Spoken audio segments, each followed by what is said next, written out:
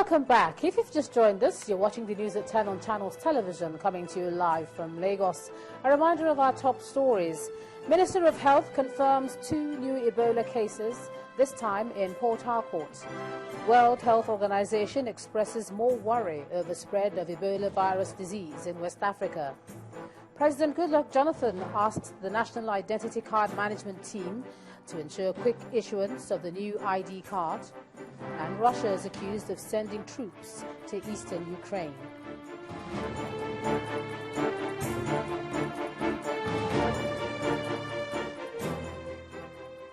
But just to remind you that all our top stories are on our website, channelstv.com, and on youtube.com/channelsweb. And do visit m.channelstv.com to view us live on your mobile device. You can also download the Channels TV app for Android, iOS and Windows phones from their respective stores. And we urge you to interact with the Channels Eyewitness feature on our Android, iOS and Windows 8 platforms. If you have pictures or videos to share with us, tap the application on your device, swipe to reveal the Eyewitness menu, and then follow the instructions. The former Minister of Information and Director General of NAFDAC, Professor Dora Akunyili, has been buried today in Anocha local government area of Anambra State, southeast Nigeria. Family members, friends, colleagues, the state governor, W.H.O, and the former head of state, General Yakubu Gowon, who attended the event, eulogized Mrs. Akunyili for living a good and worthy life. Practically every available space at the Madonna Catholic Church in Agulu, Anambra State is occupied as dignitaries from all walks of life converge on the church for the Requiem Mass for the former Information Minister, Dora Akunyili. Before long, the hearse conveying the casket bearing her body arrives to church premises with family members, relations, friends, as well as members of her community leading the way. Next, pallbearers accompany the casket into the church for the commencement of the Mass, where Francis Cardinal Arinze officiated along with John Cardinal Onoyekon and other bishops. Reverend Father Peter Damian Akunonu's homily centers on the inevitability of death and the need for mortals to abide by the will of God. The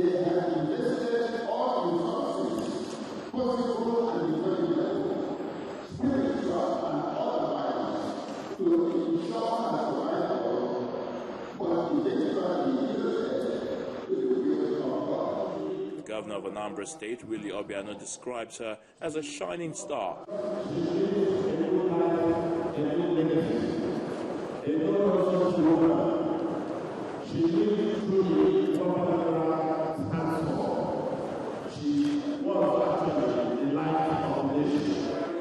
More tributes continue to flow for the late minister after the Mass. Nigerians should learn patriotism. They should learn fear of the Almighty God. They should learn also from her exemplary life in terms of,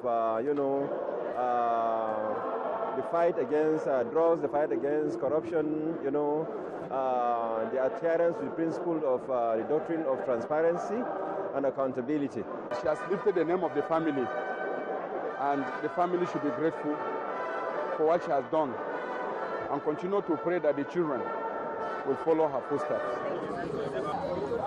After all the tributes, her casket moves to her family compound for burial, and her husband, Chike Akunyili, who couldn't contain his emotion, breaks down in tears, only for the former governor of Anambra State, Peter Obi, to comfort him.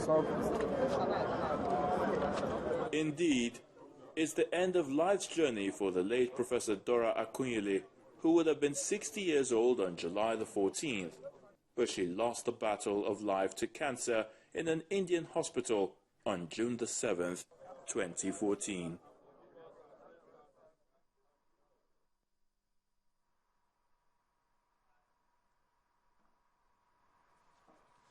Professor Dora Akunyili, may she rest in peace. Now, the need for young people to use the opportunities at their disposal to improve themselves and the society formed the basis of various presentations at an event to mark the International Youth Day in Lagos. In his keynote address, the Cross River State Governor, Moke, called on the youth to take up positions of responsibility rather than waiting for it to be thrusted on them. International Youth Day is celebrated on August the 12th each year, and this year's focus is on youth and mental health. On 17th of December 1999, our United Nations resolution endorsed the recommendation that 12th of August of every year be declared International Youth Day. Those that have changed our world. Here is the main auditorium of the University of Lagos, filled to capacity with predominantly young people who have come to commemorate the event. It is quite an exciting session.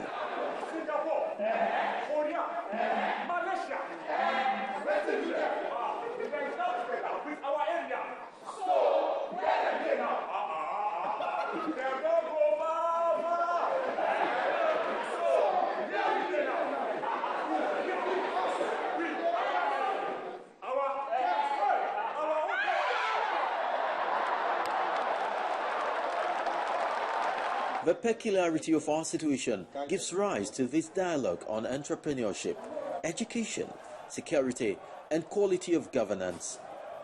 The speakers take turn to dissect the various topics at stake.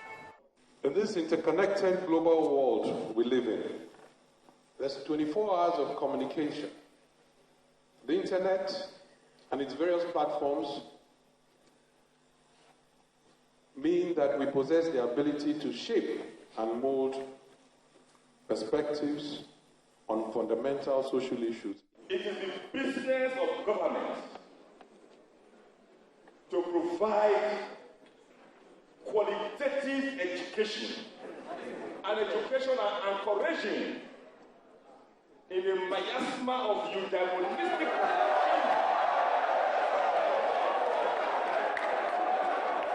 Youth and mental health is the theme of this year's World Youth Day. And here the convener of the session speaks on its relevance. A young person who is much more brilliant than a particular fellow who has more money gains admission. He doesn't gain admission because he doesn't have money to sort anybody. It affects his state of mental well-being. A young person in northeast Nigeria, where at the moment over 500,000 children are out of school as a result of the instability in our security situation. It affects the mental state of health. The huge responsibility on the shoulders of every young person is only realizable if he or she is of sound mind, which is why this year's focus is apt, considering the numerous challenges the society is faced with today. Chris Elems, Channels Television News. Clashes between farmers and Fulani herdsmen, especially in the north central, may be taking their toll on both agriculture and peaceful coexistence. What used to be mere skirmishes over cattle encroaching on farmlands have recently escalated into violent and often bloody conflicts in Benue, Nasarawa, Plateau and Taraba states. On our big story tonight, our correspondent Charles Eruka examines the herdsmen and farmers face-off. Indomie instant noodles, tasty nutrition, good for you.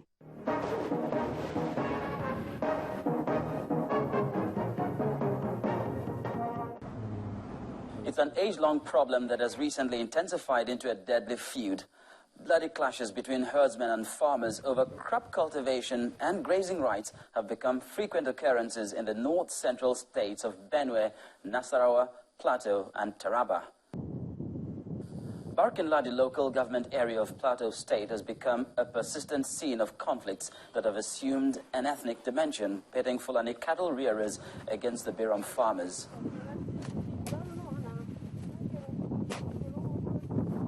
The farmers blame the herdsmen for destroying their farmlands or crops, either out of pure malice or in a bid to feed their cattle. This has been going on for quite some time, and the investigation has it that the headsmen are the ones responsible for this. Because if you go to the farm, you discover Either they use cutlass or they push their cows into the farm, and virtually the whole crop there will be destroyed. It is a wicked act for somebody to do something like this. We all eat food, and when there is no food in the market, what will we do? These farmers paid a lot to cultivate this land. However, the Fulani cattle rearers deny deliberately setting out to provoke their Biram neighbors. They are accusing my people for doing that. I cannot tell them, no, it's not my people, because it is not the era of argument. But what I'm doing is we are investigating who are those people, because it's not all Fulanis that are bad, and it's not all Birams that are bad, the good ones, and we have the bad ones.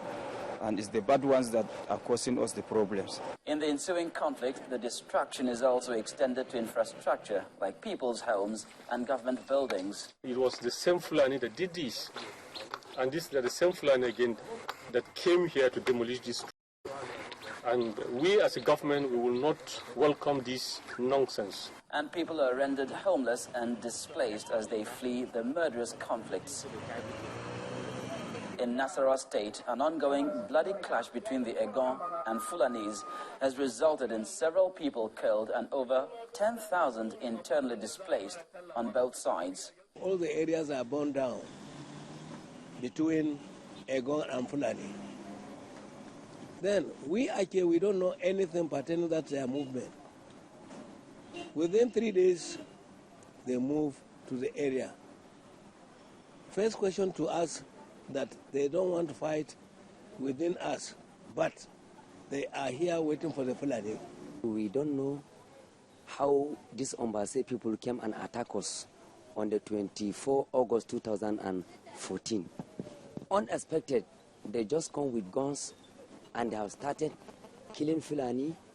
More especially if you go to Agaregun Tofa, one of our colleagues, they have been killed, 2 people have killed. Our houses has been burned. Even the Nasarawa state government is accused of taking sides. When you start talking about taking traditional positions, looking for boreholes and electricity and a community where you can permanently resident, and then government is giving you financial assistance and all sorts of assistance, then we believe that the government is setting a stage for what we are seeing today.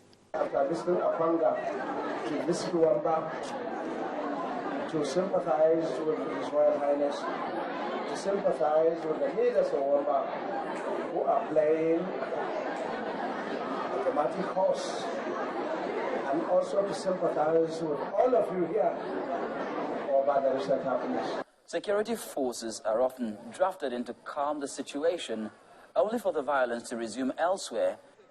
While government battles to contain the threat of insurgents to national security, it can't afford to ignore another growing menace from within, the farmers' and herdsmen's war in the North Central. A stitch in time will save much more than 9 lives. For the big story, Charles Eruka, Channels Television News.